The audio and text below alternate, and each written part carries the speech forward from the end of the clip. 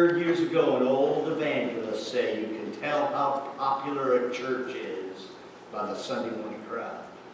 You can tell how popular the speaker is by the Sunday night crowd.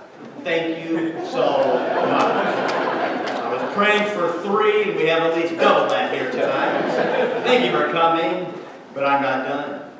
And you can tell how popular Jesus Christ is by the Wednesday night crowd.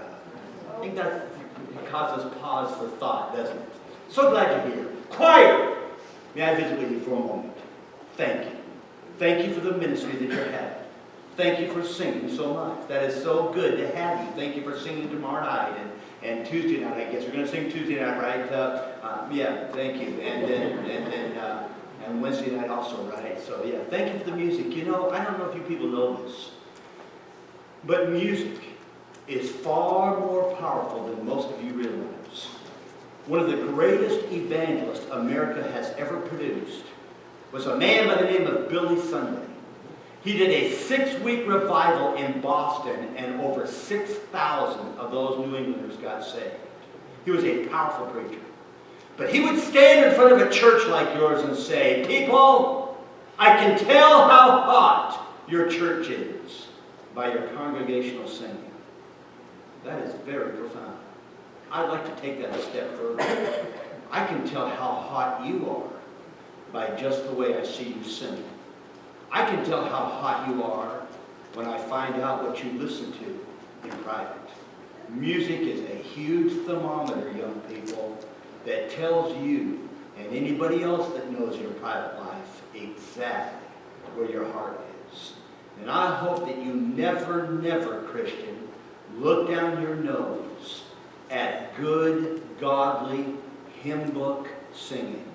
It is so profound that under the inspiration of the Holy Spirit, Paul said, "Teach and admonish one another in psalms and hymns and spiritual songs." We've already had a message tonight, people. We've already had some preaching in the way of music through the choir, through your congregational singing. Thank you for the way that you participated. And I want to just put a plug in there. Could I please? Don't ever find yourself guilty of minimizing the ministry of music in your life. How many of you have ever heard of Hinckley, California? Would you raise your hand if you're familiar with that at all? It's not very far from a camp by the name of Ironwood. I've been able to preach at Ironwood on several different occasions, but Hinckley, California, people, is very famous. PG&E, which stands for Pacific Gas and Electric, found natural gas in the desert right next to Hinckley, California. They started drilling for that gas.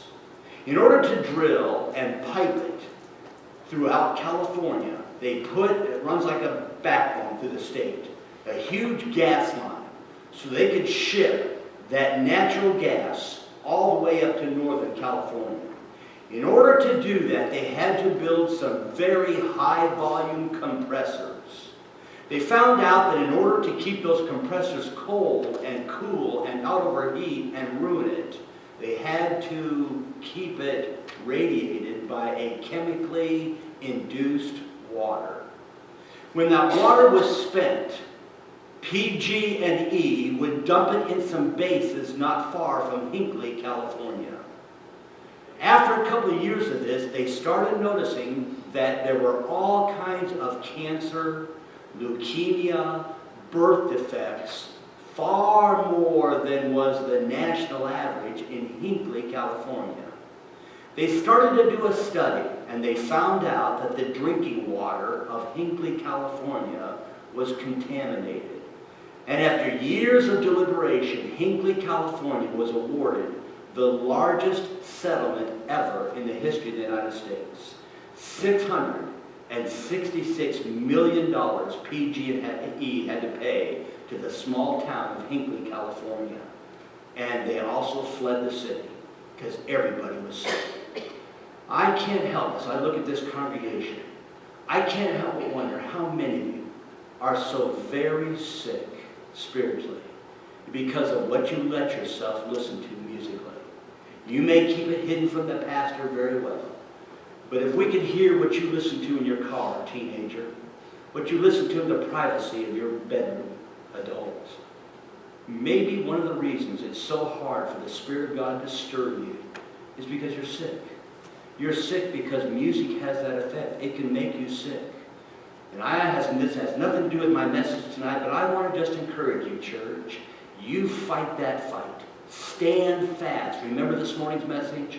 Stand fast in your musical convictions. God has a whole lot to say about music. Watch your attitude. Teach and admonish one another in psalms and hymns and spiritual songs. And I want to make sure that I had said that here tonight. The choir, thank you for your ministry. And good to have you here on this Sunday night.